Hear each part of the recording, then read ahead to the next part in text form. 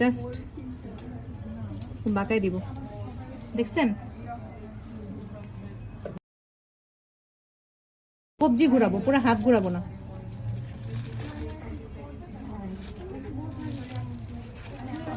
এখন বিভিন্ন জায়গায় জাস্ট এই যে এরকম একটু ঘুরাই দিব, মানে কবজিটা জাস্ট ঘুরাবো, পুরো হাত ঘুরাবো না, কবজি ঘুরাবো।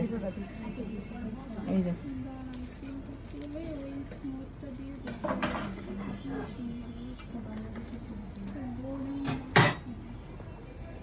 ওকে, ডান।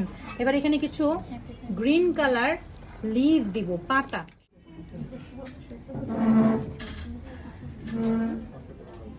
যখন আর কি কোনো নজেল থাকবে না তখন এই যে এরকম করে দিবেন পাতার মতো। হ্যাঁ,